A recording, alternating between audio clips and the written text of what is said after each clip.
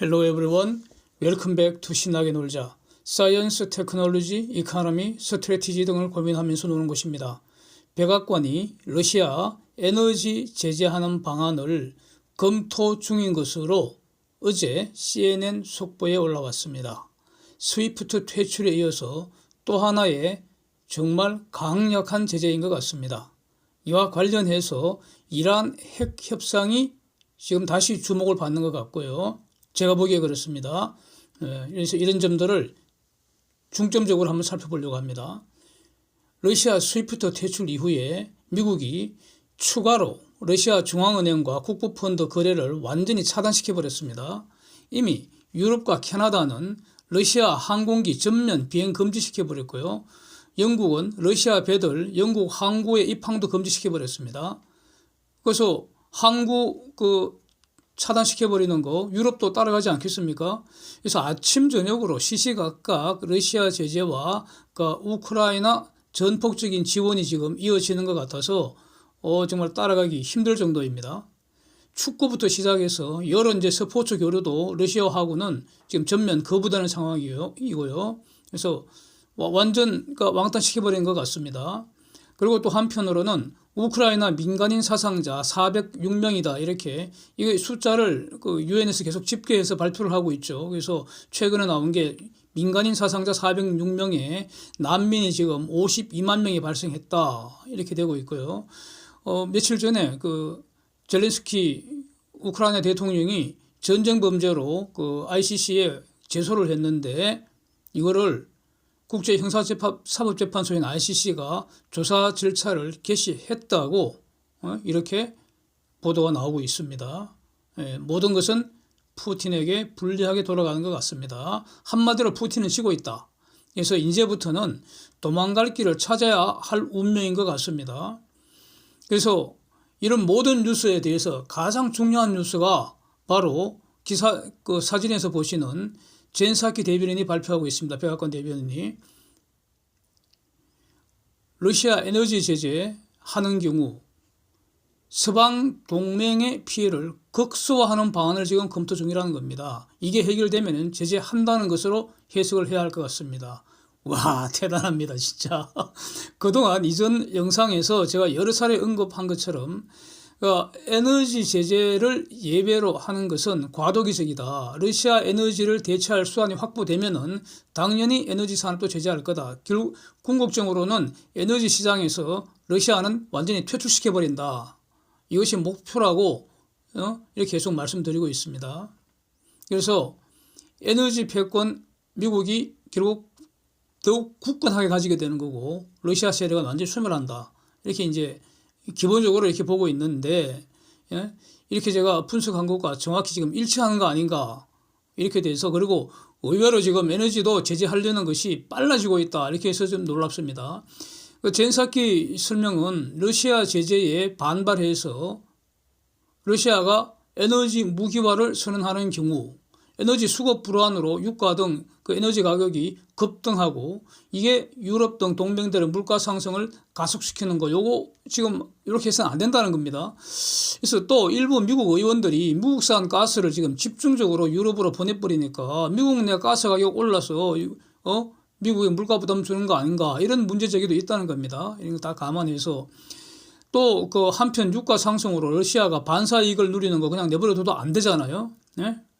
내버려두면 안 됩니다. 이 모든 것을 다 고려해서 러시아 에너지를 지금 당장 대체하는 방안이 과연 없는지 이걸 지금 고민 중이라는 겁니다. 그래서 그걸 지금 열심히 계산하고 있다는 겁니다. 그렇게 들려지고요.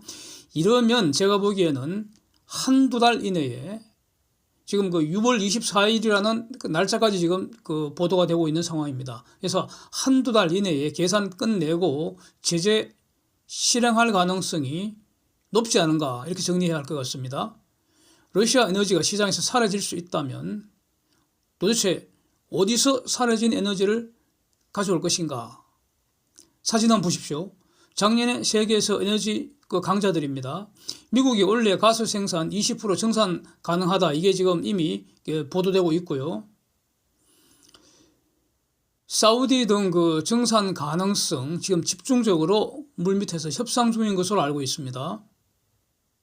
그래서 지금 저기 보이는 에너지 강자들 십시일반으로 최대한 정산 가능한 물량을 지금 짜내는 거 아닌가 이렇게 보여지고요.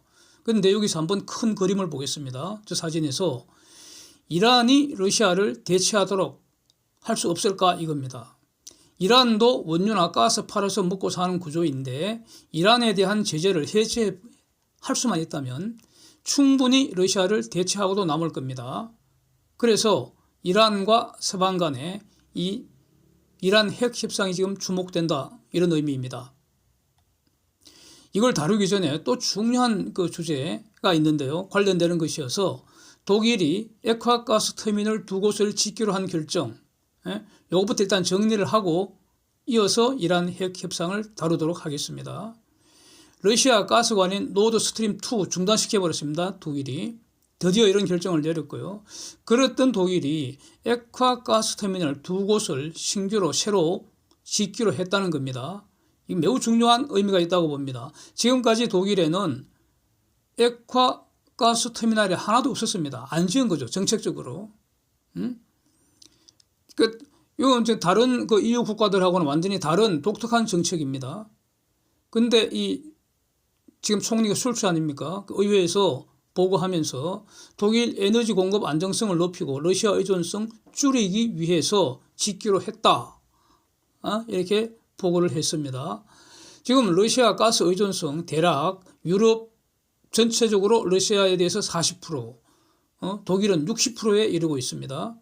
또 그래서 이런 상황이기 때문에 수시로 러시아가 가스 잠근다고 위협을 해온 게 사실이고요. 지금까지 그랬던 과거 이력이 있습니다. 또 한편 독일 전력 생산 대략 한 10%를 가스 발전이 담당을 하고 있다 그러고 있습니다. 가스 터미널을 짓는다는 게 어떤 의미가 있느냐, 이거는 액화가스를 배로 배송을 받아서 저장을 하는 게 가스 터미널입니다. 액화 상태로 저장했다가 사용하기 전에 이걸 다시 기체로 다시 만들어줘야 합니다. 그게 재기화 장치입니다. 그러니까 시스템이 완전히 다릅니다. 지금까지 이런 거 필요가 없었습니다. 러시아한테서 가스 파이프를 통해서 기체 상태를 바로 받아갖고 지금 그 독일 전역, 유럽 전역에 깔려있는 가스망을 통해서 그냥 뿌려버리면 됩니다. 지금까지 그렇게 해왔다는 거죠. 그런데 독일이 지금 전혀 시스템이 다른 액화 천연가스 터미널을 짓고 그 다음에 거기에 더 재기화 장치 시스템을 추가로 해줘야 합니다. 그래야지 이제 그 기존의 가스망에 뿌릴 수가 있으니까요. 가스 공급할 수 있으니까 이렇게 하겠다는 겁니다. 그럼 뭐겠습니까? 러시아를 에너지 시장에서 아웃시키기 위한 전제 조건을 착수한 거 아닌지 이렇게 주목을 해야 할 것 같습니다. 에너지 정책의 우선순위를 지금까지는 기후위기 또 경제적 관점 이런 걸로 접근을 했는데 지금부터는 여기에 안보적 중요성도 고려하겠다 이렇게 슐츠 총리가 그 입으로 말을 하고 있습니다. 또 그 중요한 사실은요. 경제 제재에 대한 반격으로 러시아가 가스관 잠그면 어쩌나 이게 지금 밤잠도 못 자고 고민하는 그런 그 독일의 고민거리였는데 숨은 그 고민이었는데 제가 얼마 전 영상에서 소개해드렸는데 독일 지멘스 여기에 에너지 부문 그 체어맨이 이렇게 평가를 했다는 겁니다. 지금 가스 재고로 이번 겨울 충분히 버틸 수 있다. 러시아 가스관 잠가도 우리 해결할 수 있다. 이렇게 보고를 했다는 겁니다. 예, 그것도 영향을 끼친 것 같습니다. 잠글리면 잠그라 이겁니다, 이제는. 이런 어떤 그 계산을 다 마치고 스위프트를 때려버린 거죠. 예.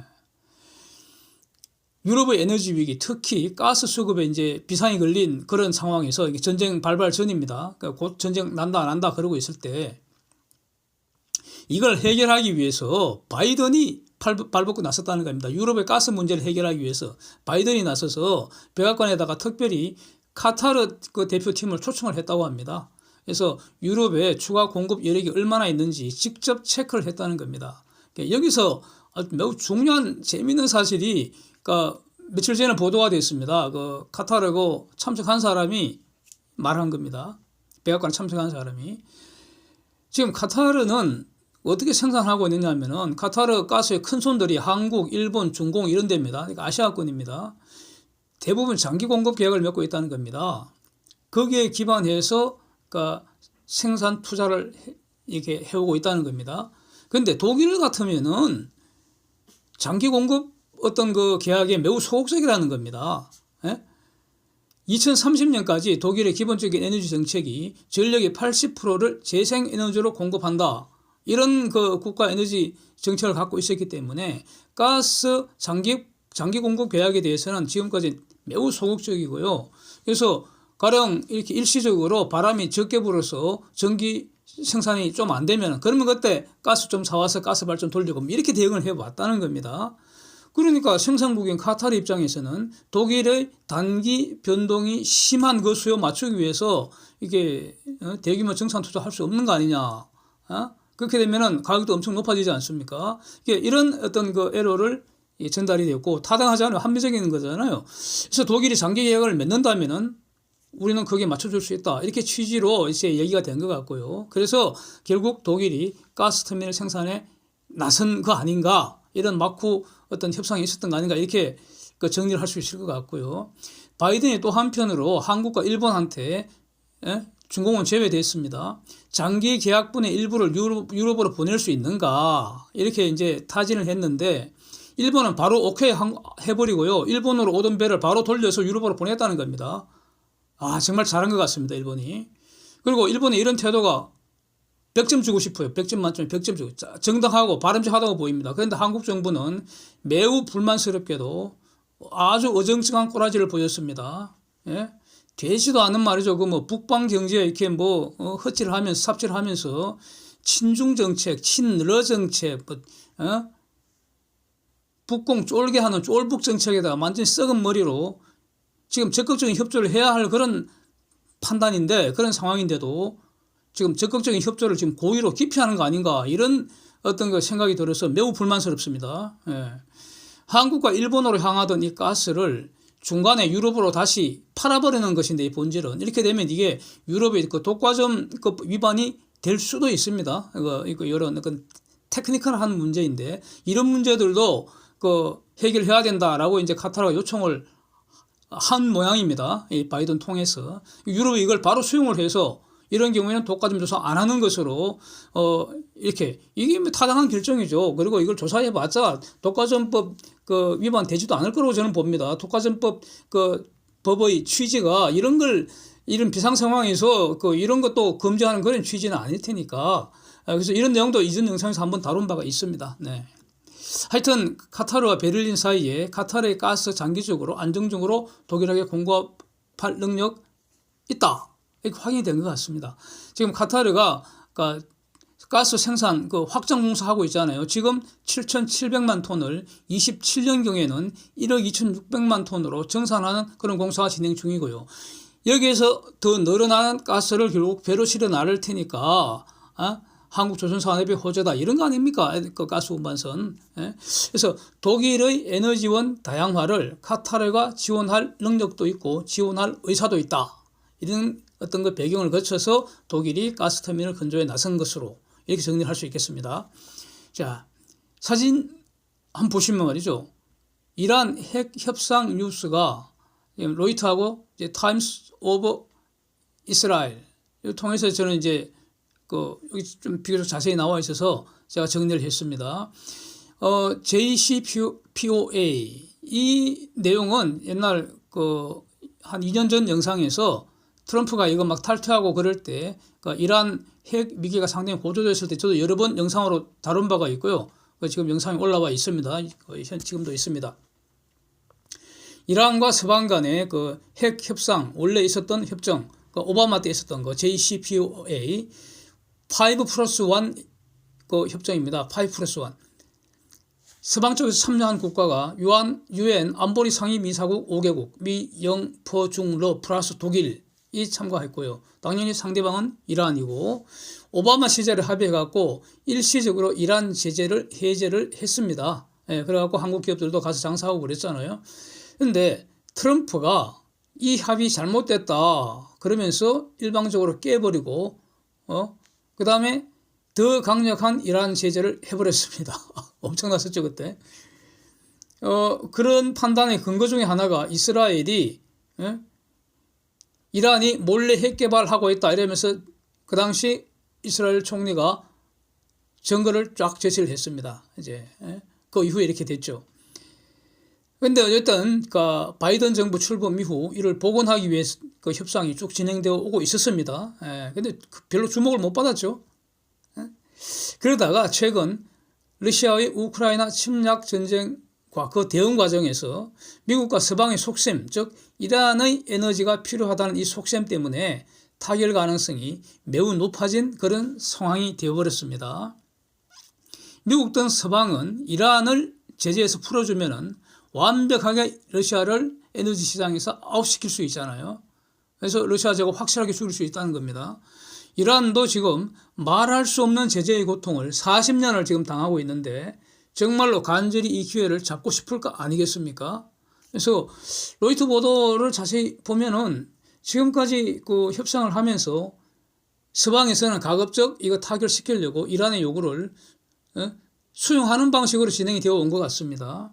그런데 이제 지난주에 갑자기 이란 대표가 본국으로 가서 이제 저것들끼리 소곤소곤 하고 왔다는데 합의 조건이 좀 추가가 되면서 합의 가능성이 좀 떨어지는 거 아닌가? 지금 이런 분위기로 읽혀지고 있습니다. 제가 보기에는 그렇습니다. 이란 요구사항은 이거 경제 제재 어떻게 풀 거냐? 이란은 당연히 완벽하게 다 전부 다 풀어달라고 이제 요구를 하겠죠. 그 다음에 나중에 미국이 다시 약속을 깨고 나가는 일 없을 것이라는 거를 이거를 보장을 해달라, 보정을 쳐달라, 뭐 이런 것이고 또 이제 그 미국이 합의를 깨고 나간 계기가 되었던 거고 서로 입장이 다릅니다. 그 미확인 핵 흔적 요거 완전히 불문에 붙여달라 이겁니다. 더 이상 문제 삼지 말아달라 이겁니다. 이렇게 해서 거의 그 상당 부분 합의에 근접해 있었는데 쟤네들이 테헤란 가서 속닥속닥 하고 와서 갑자기 또 추가된 것이 이란 혁명 수비대를 국제 테러 집단에 지금 명단으로 올라가 있는데 이거 삭제해 달라는 겁니다. 국제 테러 집단에 올라가 있으면은 미국은 지금 테러와의 전쟁을 수행 중이기 때문에 대통령 권한으로 죽여버릴 수 있습니다. 명단에 올라가 있는 거. 드론으로 지도서도 그냥 죽여버리죠. 가끔 죽였다고 보도에 나오지 않습니까? 이 국제 테러 집단에 올라가 있는 사람들. 그래서 혁명 수비대를 트럼프가 리스트에 올린 겁니다. 이 혁명 수비대는요, 그야말로 그 현재 이란 그 통치 체제 엘리트 집단들이 총 모인 것입니다. 군대 장악하고 있고요, 중요 기업들 다 장악하고 있고요. 그 다음에 얘들 통해서 그 이란 이 지배계급의 핵 엘리트들이 배출되고 있습니다. 그걸 지금 테러 집단으로 리스트에 올려버린 겁니다. 이란 최고 종교 지도자, 이 사람이 이란 대통령보다도 더 실질적인 최고 지도자 아닙니까? 이 사람도 명단에 올라가 있습니다. 그래서 이거 쉽지 않을 것 같습니다. 이거 쉽지 않을 것 같습니다. 그래서 왜 이걸 갑자기 들고 나오는지 그 다음에 좀 천천히 하면 될 텐데 이란 입장에서는 빨리 제재 풀고 정상적으로 그 에너지 팔아서 달러 가져가는 게 문제잖아요. 이게 되면은 설사 이게 명단에 올라가 있다 하더라도 미국 입장으로서는 구체적인 순간에 집행은 좀 소극적으로 하지 않겠습니까? 그리고 서서히 시간을 갖고 이제 이렇게 협상하면 될 텐데 왜 이걸 들고 나왔는지 저는 좀 의문입니다. 그래서 지금 이 판에서 이란과 미국 모두 협상 타결을 간절히 원하고 있다고 저는 봅니다. 미국과 서방이 협상을 서두르는 이유는 여기서 서방이라는 것은 영국, 프랑스, 독일입니다. 미국 포함해서 에너지 문제 해결하고 나서 러시아 죽이기 위해겠다. 이거 전략하는 이런 그 숨은 전략이 있는 거 아닙니까? 이게 타결되면 러시아는 바로 깨갱된다는 사실을 누구보다 러시아가 잘 알지 않을까 이렇게 보이고요. 그래서 러시아는 지금 이란과 매우 가깝기 때문에 러시아가 협상 타결을 방해하고 있는 거 아닌지 저는 좀 의심이 듭니다. 그래서 여기서 결정적인 것은 이란이 정말로 잘 생각을 해야 할 것 같습니다. 협상 타결 전망은 저는 좀 뭐 반반이지 않을까 이렇게 낙관할 수만 없는 거 아닌가 이렇게 보여지고요. 본질은 미국과 서방이 이란이 제재한 이유를 잘 이란 측이 잘 정리를 해서 지금부터는 달리 생각하고 달리 행동할 것이라는 그런 믿음을 미국하고 서방한테 줘야 되지 않겠습니까? 특히 미국한테 줘야 되지 않겠습니까? 그게 가장 먼저이고 가장 중요할 것 같은데 또 한편 여기에 변수가 있습니다. 사우디 등입니다. 예, 앙숙입니다. 이란하고는. 예, 그래서 사우디 입장에서도 이 지금 핵협상 돌아가는 꼴을 잘 알고 있을 겁니다. 그리고 사우디도 이 숨은 미국의 속마음을 잘 알고 있을 겁니다. 그리고 사우디 등은 협상 타결이 되면은 이란이 시장에 복귀를 하게 되고요. 그 얘기는 앞으로 이란의 힘이 세진다는 걸 의미하기 때문에 사우디는 이란의 협상 타결과 시장 복귀를 매우 싫어할 겁니다. 아마 가장 싫어할 겁니다. 예, 가장 싫어할 것 같습니다. 그래서 이란이 자기 고집을 저렇게 계속 부리게 되면 사우디가 전격적으로 대폭 정산 결정해버릴 수도 있습니다. 그러면 미국의 입장에서는 이란 필요 없습니다. 이렇게 될 수도 있습니다. 그래서 이란이 정말 생각을 잘 해야 될 것 같다 이렇게 정리가 된다는 겁니다. 만약 이란 핵협상이 타결돼 버리면 그럼 이란 시장이 열린다는 겁니다. 그러면 러시아는 확실하게 죽는 것이고 지금 죽어도 아무 지장도 없을 것 같고요.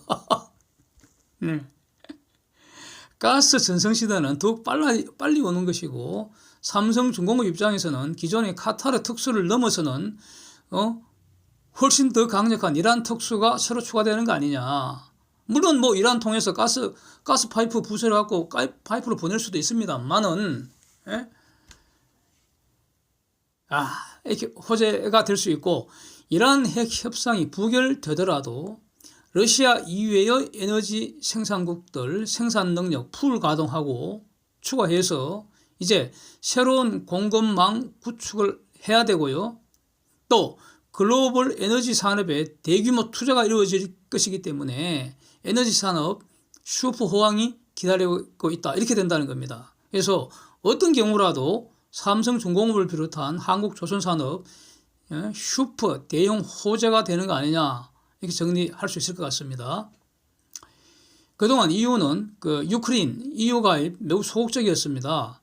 그런데 러시아 침략 이후에 이게 급진전되고 있어서 27일 주일날 보면은 젤렌스키의 유크레인 대통령이 EU 집행의장하고 통화했다 그걸 소개하면서 거기서 유크레인 EU 가입 문제 논의했다 이렇게 자기 SNS 계정을 통해서 밝혔는데 그 이후에 유크레인 집행의장이 직접 인터뷰를 했습니다. 기자회견을 했습니다.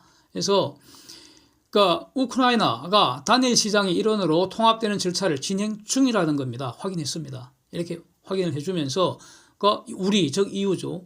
EU와 유크레인은 에너지 그리드 분야에서 이미 매우 밀접하게 협력하고 있고 즉 하나의 시장으로 되어 있다는 의미입니다. 그 외에 많은 분야에서 오랫동안 함께 긴밀하게 협력을 해왔기 때문에 그래서 유크레인은 EU의 일원이고 우리들 중에 하나이고 우리와 함께 하기를 원한다는 겁니다. 예. 그래서 여기에 대해서 젤렌스키 대통령이 다시 화답을 하면서 우크라이나 방위력 향상 문제 지금 전쟁 중이니까 그 시적으로 돈 좀 이렇게 지원해달라. 재정 지원의 문제 EU 회원으로 가입하는 문제 이런 거 빨리 진행해달라. 좀 긴급 절차를 통해서 빨리빨리 좀 처리해달라 이렇게 계속 이제 업소를 하고 있습니다. 그래서 결국 시간의 문제 아닌가. 신속하게 EU 회원국으로 될 가능성 된다고 봐야 할 것 같습니다. 이거는. 그래서 지금 방송 같으면 저는 ABC 방송하고 DW 방송 주로 봅니다. 독일 공영 방송인데 비교적 객관적으로 잘 전하는 것 같아서 DW 방송을 많이 보는데 거기에 EU 집행위원장 인터뷰가 많이 등장하고 있습니다. 그래서 매우 전폭적입니다. EU 차원에서 우크라이나 지원하는 게 매우 전폭적입니다. 직접 무기 지원해주고 군수 지원하는 건 물론이고요. 또 이런 자금 지원하는 거 넘어갔고 아예 유크레인이 원하는 무기 너가 알아서 사라고 무기 구입 자금까지 직접 준다는 겁니다. 이 정도입니다. 그래서 미국도 당연히 미국하고 네토에서 군대를 직접 보내는 거 빼고 할 수 있는 모든 것을 다 하는 거 아닌가 이렇게 보여집니다. 예, 그래서 무기 지원해주고 자금 지원은 물론이고, 예? 지금 탱크 잡는 미사일, 제브린 미사일 하고 스팅그 미사일 비행기 잡는 거 이거 지금 독일이 줄 뿐만 아니라 미국도 이미 그 전부터 계속 줘서 훈련시켜 왔다는 것이죠. 매우 중요한 것이 바로 정보, 감시 정보를 주는 거 아닌가. 이게 매우 엄청날 것 같습니다. 사진 한번 보시면 말이죠. 러시아 군대가 지금 수북하게 열을 지어갖고, 어디로 갑니까? 우크라이나 수도인 키예프로 가고 있다는 겁니다. 왜 갑니까? 모자를 부수고 죽이려고 간다는 겁니다. 그걸 위성 사진을 통해서 다 공개를 해버렸습니다. 자, 저거 보면은 겁을 내야 합니까? 근데 저는 이런 생각이 딱 듭니다. 저거 공개했다는 것은 말이죠. 발각이 됐다는 건데, 지금 전쟁 중인데, 적군이 움직이는 게 발각이 됐는데, 그래서 저 러시아 군대는 이미 죽은 목숨이라는 것을 세상에 알리는 거 아닌가. 저는 그런 경고로 저는 들립니다. 우리가 다 보고 있고, 대책 다 마련하고 있으니, 살고 싶으면 돌아가라는 겁니다. 저는 그런 경고로 들립니다. 계속 공격하면은 한 방에 썰어버린다는 거 아닙니까? 예? 전쟁 중에 적군의 움직임을 먼저 알았다면은 저게 1000명이건 10,000명이건 아니면 10만 명이건 간에 한 방에 모조리 사라지게 할 수 있는 힘을 지금 가지고 있지 않습니까? 이게 현대 군사력 아닙니까? 예? 미국이 직접 안 하고요. 유크레인에게 무기 제공하고 그 방법을 알려주면 되잖아요. 지금 그렇게 하고 있지 않습니까?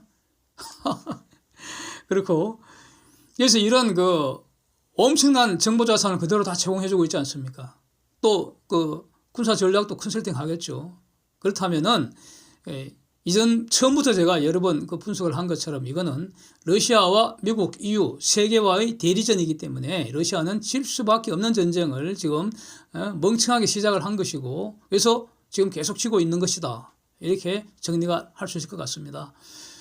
어떤 보도로는 벨라루스가 러시아를 돕기 위해서 군대를 보낸다 뭐 이런 보도도 나왔었는데 미국 입장은 미국이 가진 정보로는 아직 벨라루스 군대가 활동한다는 흔적은 아직은 없다고 이렇게 계속 한 2번가량 확인하는 걸 제가 보고 있습니다. 예, 이것이 최근 확인입니다.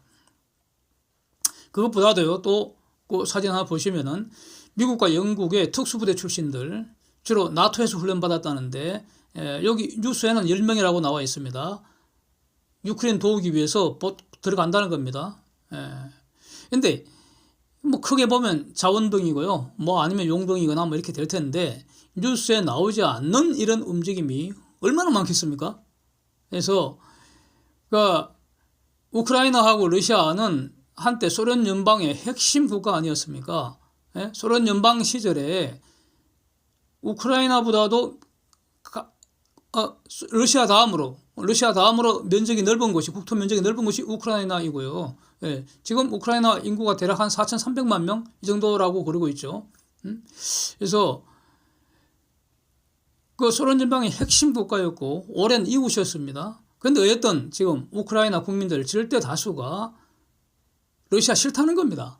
예, 러시아 싫다는 게 지금 저런 항전으로 나타나지 않겠습니까? 그리고 자기들은 EU나 나토에 가입해서 서방과 함께 하기를 원한다는 겁니다. 이 자유의지가 가장 중요합니다. 이게 가장 중요하죠. 자기 운명을 스스로 결정할 수 있잖아요. 그게 자유의 핵심 아닙니까? 그래서 서방의 가치인 자유민주주의, 시장경제질서 이런 것들과 함께 하겠다 이렇게 그 의지를 표시한 거 아니겠습니까? 그런데 이게 싫다고 푸틴은 이게 지 마음에 안 든다고 어떻게 행동하고 있습니까? 미사일 쏘아버리고 탱크 몰고 오고 비행기로 폭격해버리고 그래서 닥치는 대로 부수고 쏴 죽이고 이런 방식을 택한 거 아니겠습니까? 그래서 푸틴을 지지할 수 없는 것이고 그래서 푸틴과 함께한 사람들이 지금 무슨 짓을 하고 있는지 냉정하게 평가해서 저 사람들이 행위한 대로 처벌을 받아야 할 것이고, 그래서 러시아는 푸틴 세력들이 유크레인의 한 행위, 그 잘못된 행위, 범죄 행위를 배상을 해줘야 된다고 생각합니다. 그래서 미국이 매일 그 개전 이후에 러시아가 발사한 미사일 숫자를 발표를 하고 있지 않습니까? 그래서 제가 제 생각에는 말이죠. 나중에 손해배상 해줄 때 전쟁 배상해야 되잖아요. 미사일 한 방에 가령 100억 원 배상. 그래서 500발 쐈으면 그것만 해도 손해배상 금액이 5조 원. 이렇게 되는 거죠. 그래서 만약에 빨리 그러니까 종전 협상을 안 하고 전쟁이 계속 이어지면 어떻게 되겠습니까? 러시아가 키예프를 폭격을 하고 있는데 몇 년 지나고 나서 우크라이나가 모스크바 폭격하지 말라는 법이 없잖아요. 네. 네? 그렇지 않습니까? 나치 때 나치 독일이 런던 폭격한 것처럼 나중에는 연합군이 베를린을 폭격했잖아요. 네. 그래서 이런 비극으로 확산되기 전에 속히 전쟁 책임자들을 처단하고 러시아가 정상국가로 돌아오기를 바라겠습니다. Thanks for watching. See you next.